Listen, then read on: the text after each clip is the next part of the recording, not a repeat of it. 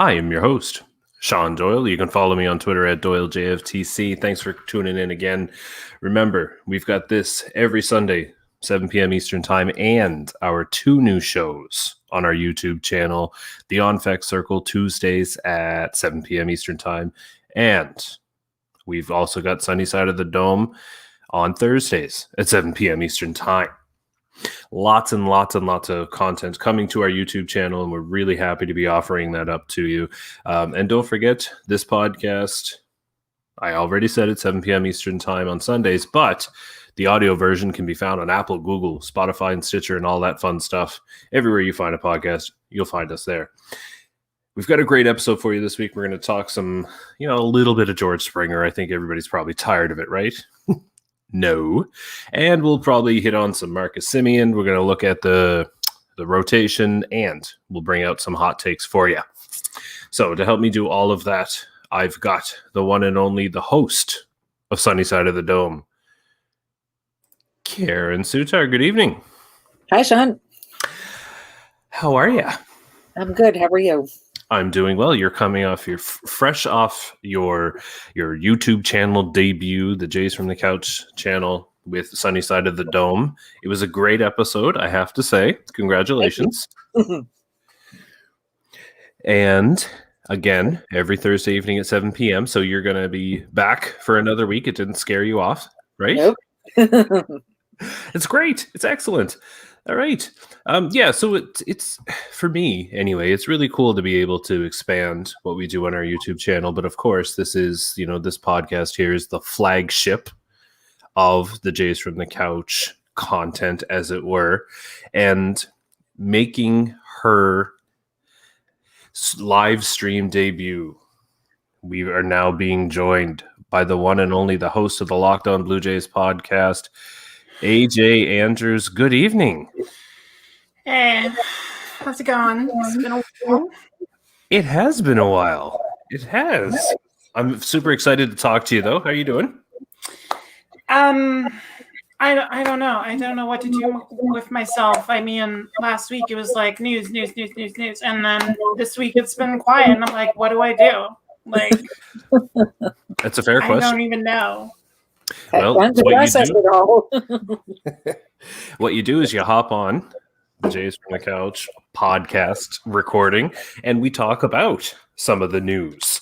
So I think we've kind of almost beat the George Springer thing to death a little bit. We'll be talking about him for at least another 6 years, or when he becomes, old and right fieldish, then we'll probably be talking about him in a different context. However, did both of you catch his press conference, his introduction? Most of it, yeah. Mm-hmm. I was working. Well, everybody, yeah. I hear you. I want to just for a minute touch on how awkward that thing was. Now, I don't know if it's because it was via virtual Zooming or whatever they were using, whatever platform they were using, but it was awkward. It was pretty awkward, like coming from an undisclosed location in the mountains somewhere. I mean, I'm just glad he had internet. But the highlight for me, I'm going to say it right now, Keegan Matheson of MLB.com asked him about being the guy to come in and influence younger players and who might have had an influence on him.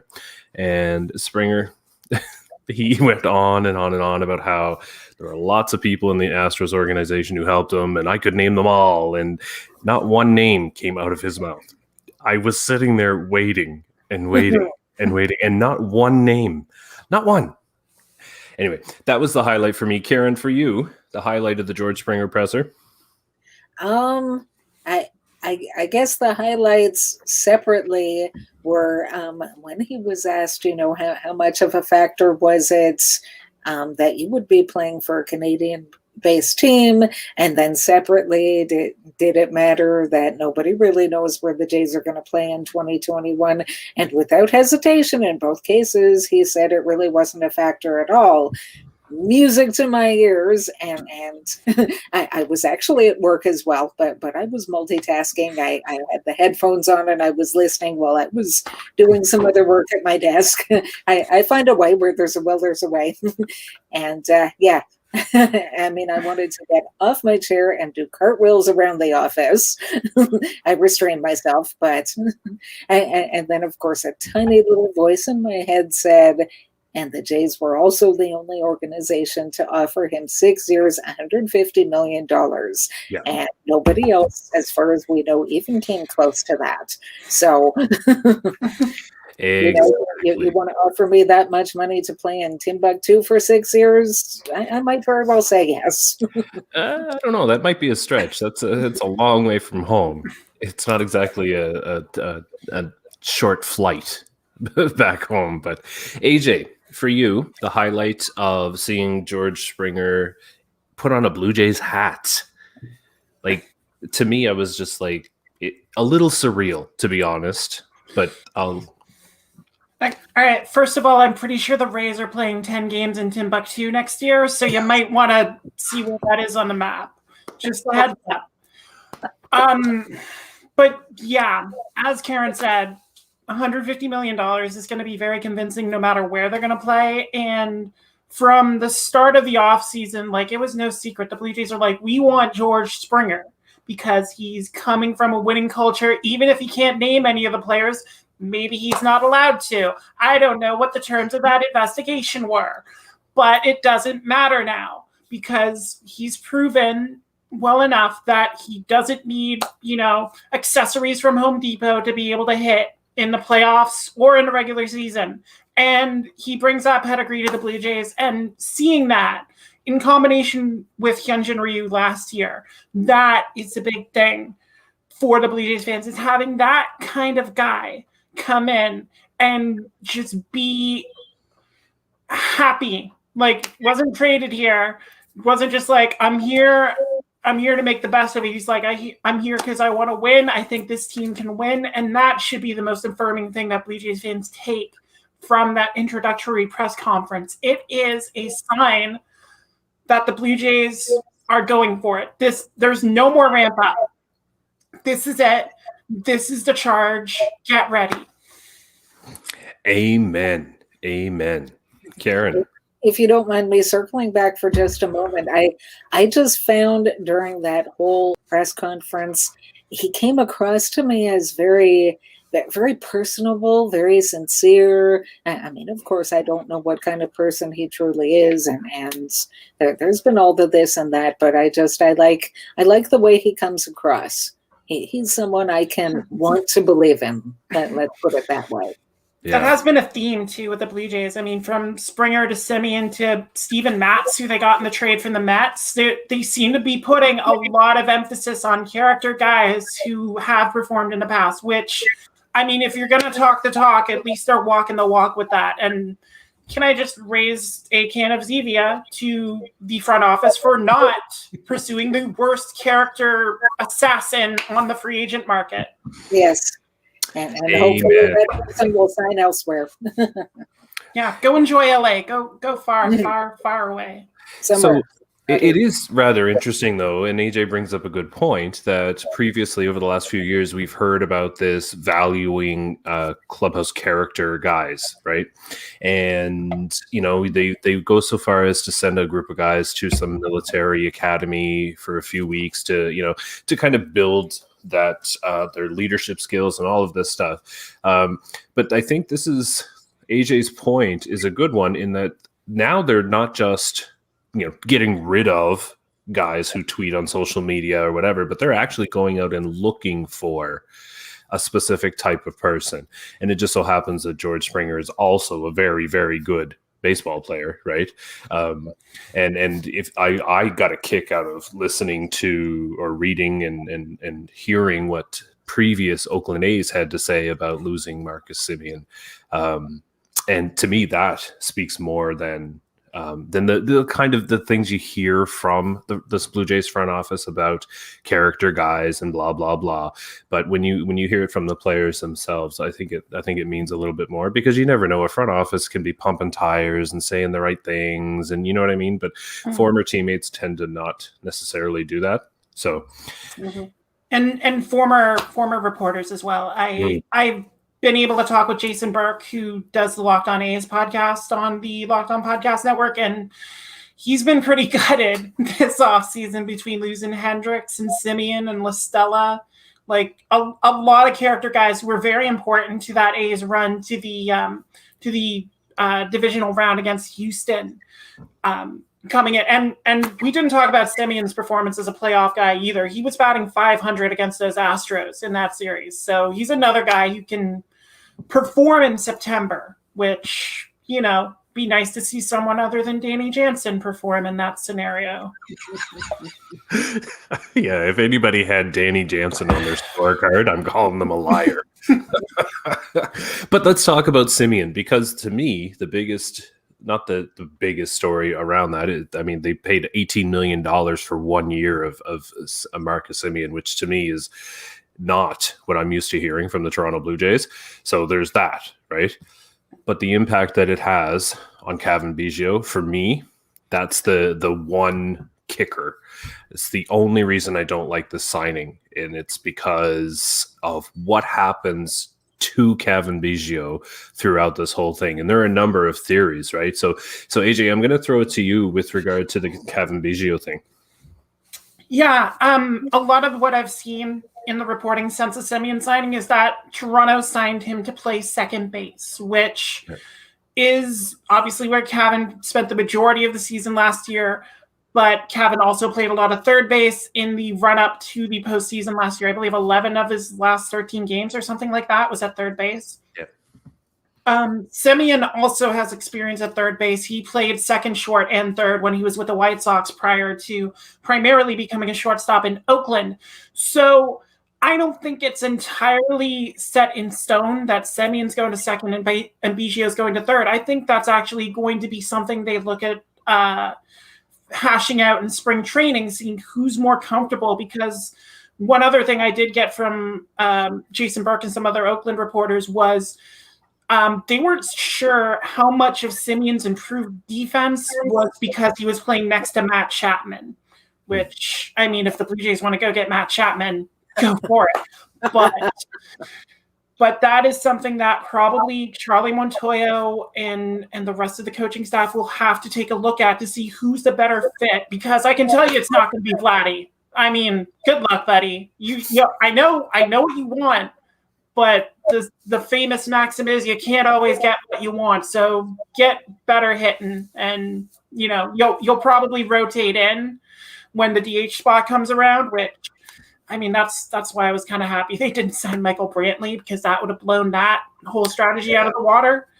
But yeah, Vladdy's not the everyday third baseman. It's going to be one of those two guys. Right, for sure. So Karen, on the Biggio front, what are your thoughts with regard to what happens to Biggio? Do you think it'll be just a rotation of everybody everywhere, like musical bases kind of thing, or? Yeah, that's a really good question. Because I heard the same things that AJ did, that the intention with Semien is for him to be the everyday second baseman. And if anything, I mean, if it was up to me, if I'm Charlie Montoyo, I might lean more towards Semien playing third, like just to leave Biggio at second, because from what I've seen and what's been discussed and all of that, it seems like that is Biggio's best defensive position. Like you can still try him all over the place and see if something sticks, so to speak. But I mean, like that Semien is 30 years old. The Jays have got him for one season, and maybe they re-sign him after 2021, but maybe not.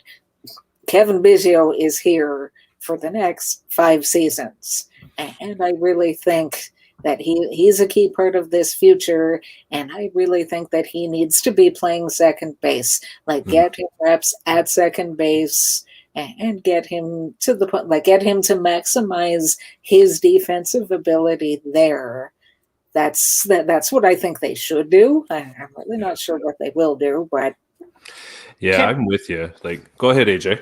Can I just say how happy I am to have an actual shortstop backup, Bo Bichette, as opposed to Joe Panic playing shortstop, because that was no. Like, I know Santiago Espinal is still on the 40-man, but still, like, I will feel much better having Semien slot over than, going to Espinal, who I like, but he's not an everyday shortstop, not yet. Mm-hmm. Right, it's more of a lateral move, right? Yeah. So for me, the immediate reaction was, oh my God, they still need pitching. Kevin Biggio is going somewhere else for a pitcher, and I lost it. That would be the dumbest thing they could do. So I've had some time to come off the ledge and reflect and breathe. And I tried some yoga, but it's not an image anybody wants. So we're just going to leave it there. Yep, we'll just leave it. Nice of you to greet me with that. You're coming back here. Jeez. No, never mind. I was going to continue with but no. We'll just let that go. We'll just drop it. Yeah. Visualize something else. Yeah. Please. Yes. How about James Paxton in a Blue Jays jersey? That would be nice. And Taiwan Walker, how about both? Why not both?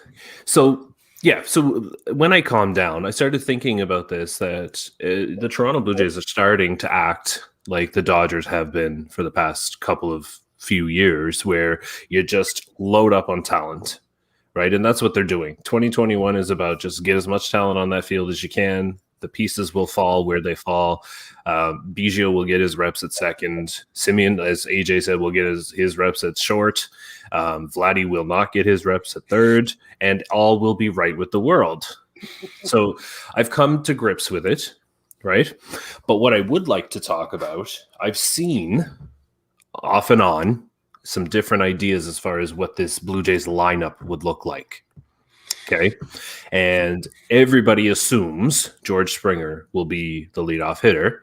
I want to put a pin in that for a second. And I want to ask you both, ladies, your idea on a player coming in on a massive contract and saying, whether outwardly or implicitly, saying, this is my job, this is what I do, I hit leadoff, I play this, I play that, that's it. Right. So, Karen, I'm going to start with you. Your thoughts on that kind of mentality and approach, and whether a team should follow it, and B, whether you think George Springer is that guy.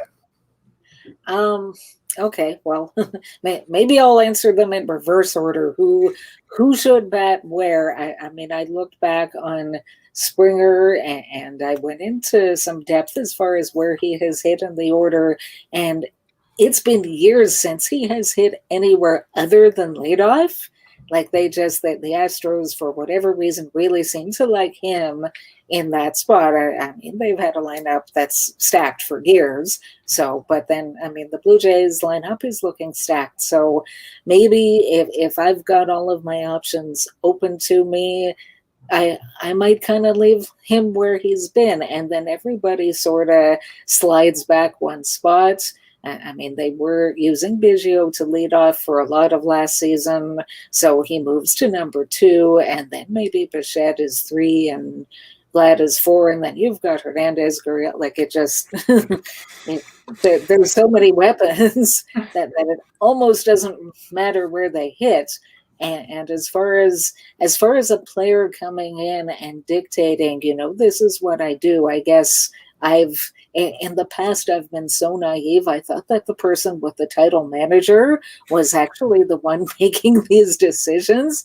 One thing that I did in between, like March, when everything shut down, and when we finally had baseball again in July, was I did some reading, and I read a book written by Buck Martinez, and he talks very briefly about the year that he spent as Blue Jays manager, and it just, he says it really wasn't one of the best times in his life.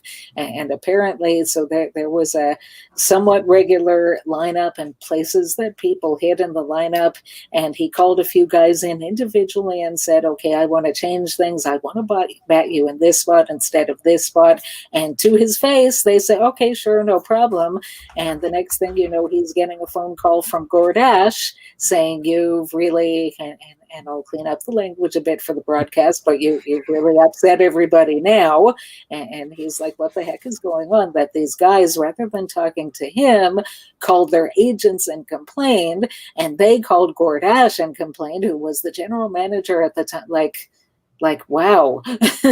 and these players, it sort of amazes me that, quote unquote, the inmates run the asylum. That the players want to make out the lineup card themselves, and yeah, to a certain extent, seems like they're allowed to do so. So, right. So AJ, I'll throw that to you then. The notion that players can demand those things, and again, either explicitly or implicitly, and is George Springer that guy? Well, I guess I'll try and answer your question first before going into the lineup. I think you take it with a grain of salt if you're the manager. What are we saying? Vladdy demands to be given a chance to get third base back. No, Vladdy. No, you're not getting that chance. So it's up to the manager to really decide whether or not that's in the team's best interest to let the player call the shots like that. Now, as for the lineup, Andrew Stoughton said on Twitter that there's no wrong way to build this lineup, which is a great thing for the Blue Jays. And I kind of agree with him just because I tried to do that exercise in my head. I don't have George Springer batting leadoff. And I think George Springer is the kind of guy who he wants to win. He will do whatever it takes to win and whatever puts them in the best position to win. And George Springer's a guy who has 30, 40 home run power. I don't want that wasted in the leadoff spot. So I would actually bat Springer third behind Biggio and Bichette and let those two guys get on base however they want. Biggio's got the batting eye. He can get on there. Bo Bichette, as long as he doesn't hit into double plays, he can stay in that second slot. Depending on how it goes, you may bump Springer up there. Who knows? But at the opening day, I'd go Biggio, Bichette, Springer, Teoscar, Lourdes, Vladdy, Semien, and I'm slotting Marcus Semien seventh. So that's where we're at. And then Rowdy Tellez eighth. And then the platoon of Danny Jansen and Alejandro Kirk ninth. And you tell me that's not a lineup that causes so many problems for especially when Kirk's in. Because Danny's got to get more consistent with the bat, but Kirk will just put the lumber on everything. So tell me that lineup. And again, Charlie can rearrange it however he wants. Randall Grichuk's not even in there for good reason. But but with some of the other options he can play with, we're expecting Santiago Espinal is going to break with the club. Jonathan Davis probably has the best chance of landing that fourth outfield slot if Randall Grichuk's moved. Maybe they keep Grichuk to keep him as a bat off the bench. Who knows? But hey, at least he's a bat off the bench, not a bat that we need 4 times a game. So amen to that, sister. Now, I just happen to think the same way that Matt here watching on YouTube. Thanks, Matt, for tuning in again. As always, we appreciate it. Bat George Springer second, like Josh Donaldson, and that would be for for me. That would be where I would do it. I would put Biggio first, leading off, and then George Springer, because I've come to think that the 2 spot is where you put your best hitter, and arguably George Springer is their best hitter, and Bo Bichette has time to take that from him. So you bat him third. But I would be just as happy to flip flop them, AJ. Your idea is not crazy. I think it's great, and I think Stoughton was right. Is that it doesn't really matter. There's no wrong way, except if you have Randall Grichuk in there. Except Steve watching on Facebook would it be advantageous to have high on-base percentage players like Biggio and Semien bat at the bottom of the order to help set the table for Springer, Bichette, and Vlad? In later innings, you only lead off a game once. And it is true that you only lead off a game once, but if you're batting at the top of the order, you get 4 at-bats as opposed to 3. And I would much rather give Biggio a 4th at-bat as opposed to somebody else. Do you know what I mean? So for me, that would be and I understand the thinking. I think what's his name there in St. Louis? Schilt. Mike Schilt. No, the older one. Matheny? No, even older. LaRusso? Thank you.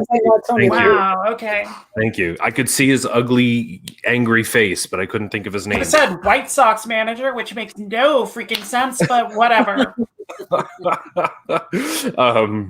Yeah, and Matt, Matt kind of backing me up here, looking at the numbers. We're gonna bring Matt on to the Jays from the Couch stream as our numbers guy. He's a good guy. He's our Scott Carson, right? Anyway. Yeah, so there you go. So right, you're losing that, and it doesn't sound like a lot, but it could very well could be. But LaRussa, yes, LaRussa used to do the leadoff hitter type down at the bottom of the order. But I have to be honest, like we're not talking about, if you look at this Blue Jays lineup, we're not talking about the traditional leadoff hitter types, right? Like Kevin Biggio, I think should be their leadoff hitter, but he's not a traditional leadoff hitter. He's smart as hell. And he steals his bases that way, but he's not a Ricky Henderson.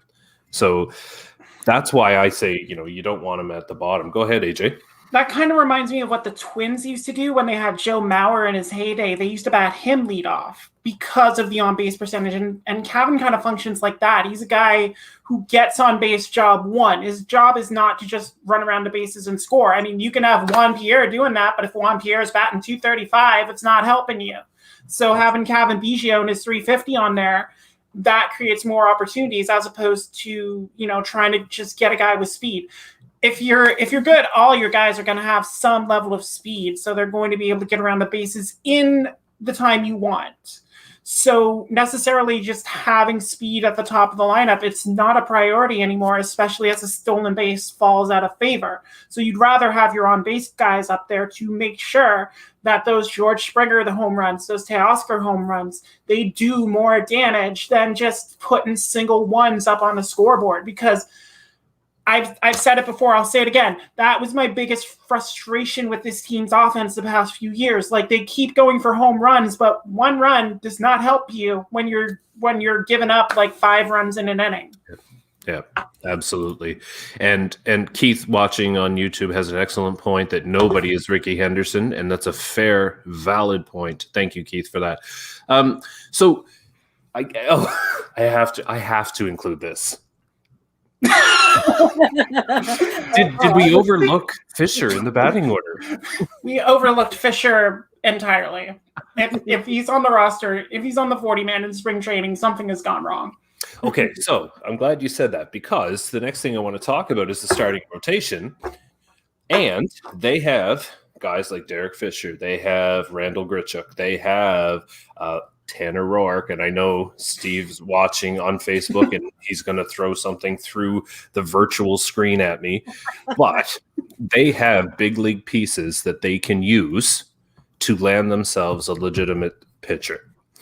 Now, whether it's from Cleveland or wherever, doesn't really matter. The point is they have the pieces that they could do that without decimating the farm system, because and AJ toasted the front office. I'm going to do it right here, right now, because they have managed to significantly impact this team without touching their farm system. So I'm going to give a little toast to that. I deeply, deeply respect that, because that's not an easy thing to do.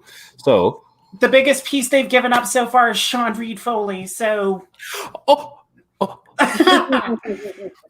we no longer have the only major leaguer born in Guam.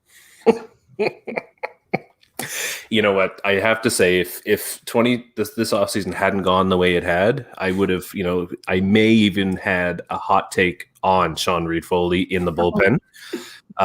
But don't need it. So However, okay, so to land a starter, you've got major league pieces, right? If you look around at Derek Fisher, for some reason, analytics people like that he can hit the ball hard. And great, good for you. But, that doesn't really amount to a whole lot as we have seen thus far. So, he's there, which is Derek Fisher's career in a nutshell. I was just going to say, yep. Unless there's a ball flying into right field, in which case he's not there. So we've got Rourke and Grichuk.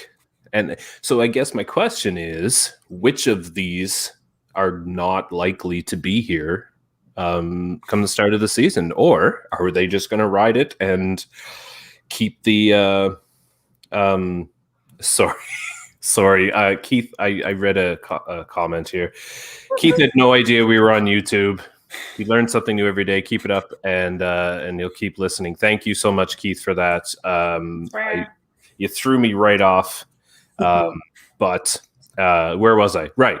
Are they just going to go with what they have and let the rotation do what it does? Because I have a theory about what they're doing about the rotation, but I'm going to hold off on that until I see whether or not they actually add somebody. Go ahead, AJ.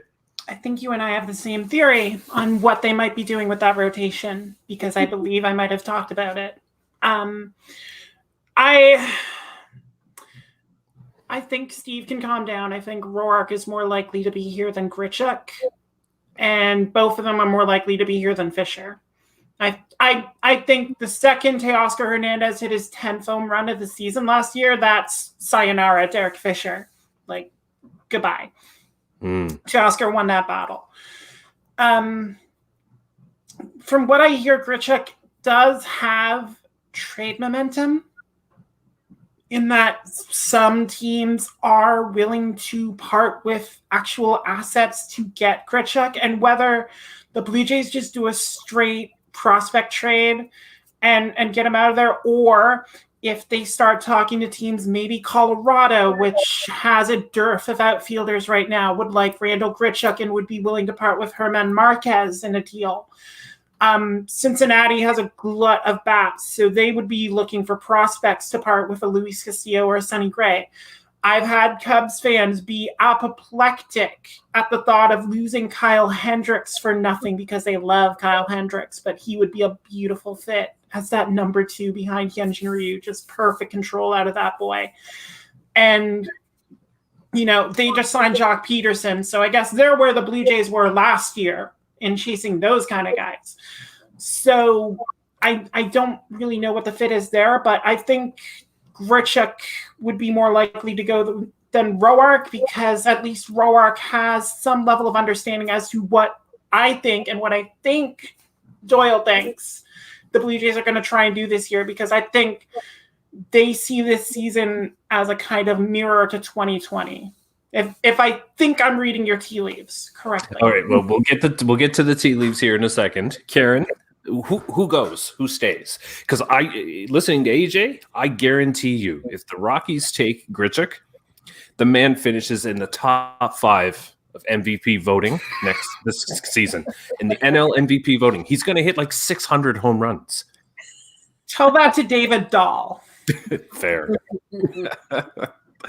So, Karen, who goes? Who stays? Yeah. I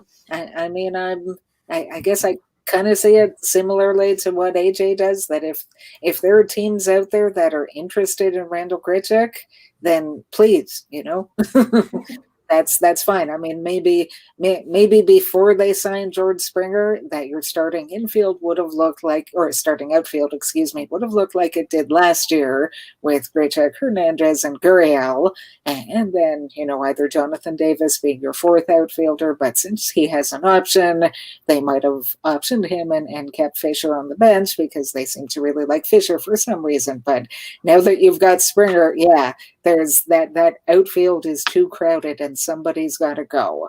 So yeah, I could see it being Grichuk for sure. And I just think that paves the way for the players that have performed better over the last couple of years. Because if they've turned the page and they're no longer officially rebuilding, they're the team that goes out and spends $150 million on one player after spending $80 million on a pitcher the year before. They're trying to win, as they should be. So keep the guys that are going to help you win. Right. As much as I said I wouldn't mind having Grichuk as a bench bat, I would much rather have Yasiel Puig as a $2 million bench bat as opposed to Grichuk as a $10 million bench bat. Oh, yes, please. The entertainment value alone. Oh, man. But the Blue Jays aren't going anywhere near him. No, I know. But I'm with but you. I was thinking of like that type of bat who's a free agent. And the one I came up with was Puig, because Marcell Ozuna is not signing for that, and they don't want him. He just signed with the Dodgers, didn't he? I didn't check today. I've been busy with IKEA furniture. I'm pretty sure I read that. Somebody out there who's got more free fingers can do the searching for me at this point. But it is that time before we run out of it. We're going to dive in here.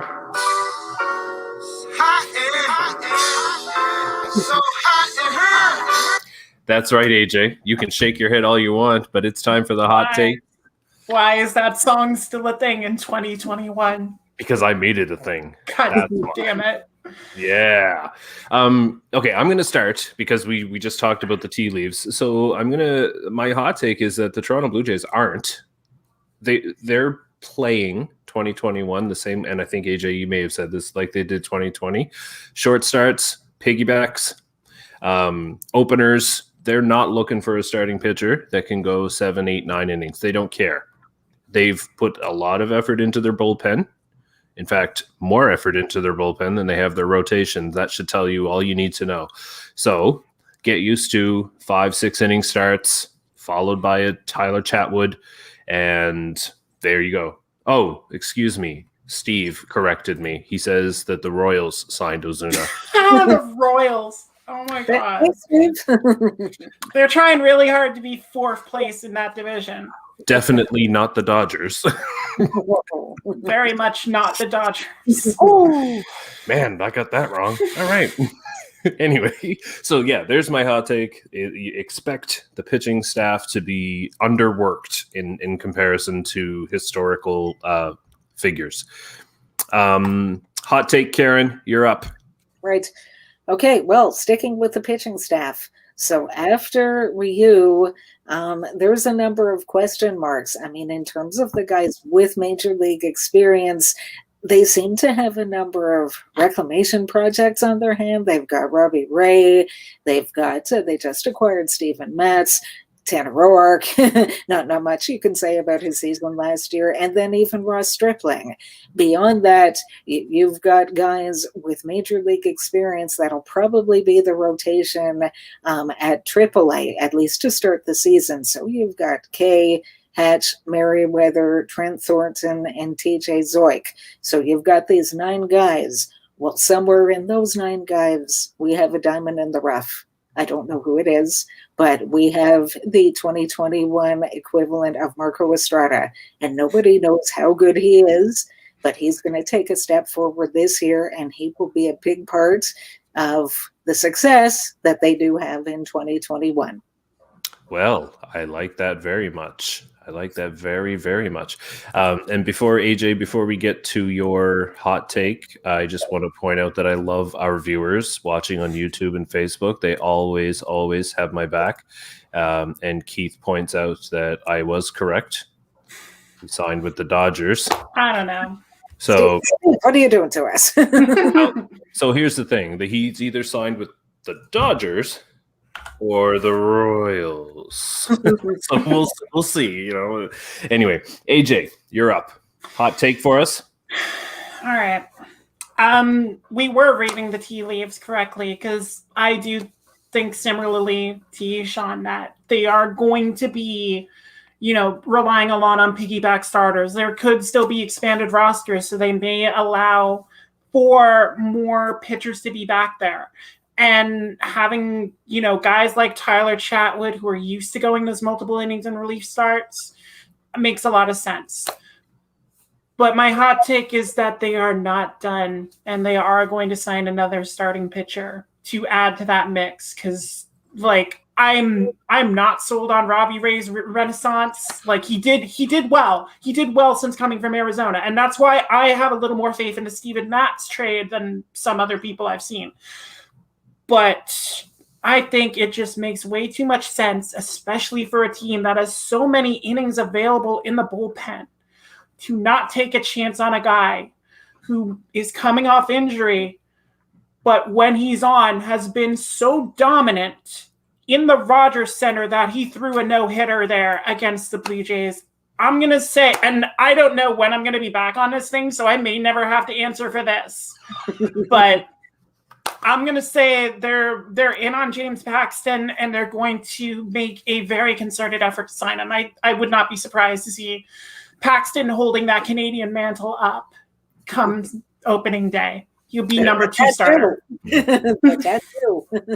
Yep, I love that, and I think you're probably right. I think they're, if it's not Toronto, I'm not sure who else would.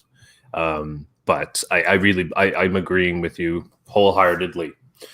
And that if Randall Grichuk doesn't go to the Rockies, he's going to the Angels to join his buddy Trevor. Cool. Peace. Yeah. Bye-bye. Yeah, exactly. All right, we're at the end here of episode 247 of the Jays from the Couch Radio podcast. I want to thank you both ladies, for joining me this evening. I deeply appreciate it. As always, Karen, let everybody know how they can follow you and all that fun stuff. I'll put up the little banner here to remind everybody. Sunny Side of the Dome. Yes, so I'm on Twitter at Karen Sutar1. That's SOUTAR1. I'm on there often, so if you want to chat, feel free. And yes, if you're so inclined, Sunny Side of the Dome, Thursday evenings at 7 p.m. So check it out. Absolutely. It's excellent. First show was great. I thoroughly enjoyed it, and I can't wait for the next one. AJ, your turn. How can everybody follow you? Well, you can follow me on Twitter at _J_Andrews. The underscores are there because Twitter is dumb, but it's all we have in this topsy mixed up world. I'm not on video often. It takes a lot to even get me to this level. So I stick to podcasting, which you can find me on Locked On Blue Jays on the Locked On Podcast Network. We're still in the off-season schedule, so it's basically when I can put together some episodes. But I still have to do my Kirby Yates episode. But yeah, subscribe. It's on all the podcast channels. So awesome. And I appreciate you joining me this week. And we are going to get you back, because when James Paxton signs, whether it's in Toronto or somewhere else, you need to be held accountable for your hot take. So if James Paxton signs in Toronto, you get new hot take music. Deal. Now I need to figure out, because watch, it's going to happen, and I'm going to be stuck. All right. Anyway, thank you both so much. I really appreciate it. So for our listeners and our viewers, again, thank you for all the comments and the participation in our live stream. It's awesome. Really do appreciate it. Every Sunday at 7 p.m. Eastern time, we'll be back here. Don't miss Sunny Side of the Dome Thursdays at 7 p.m. and the On Feck Circle with the Feckless Wonder, Steve Feck. He'll be there Tuesdays at 7 p.m. Eastern time. Head to Jays from the Couch. The audio version of our podcast is everywhere you find a podcast. So for AJ, for Karen, for Derek Fisher, this is Sean Doyle. You can follow me on Twitter at Doyle JFtC. Hoping life gives you a juicy fastball down the middle, and you don't miss it. Take care.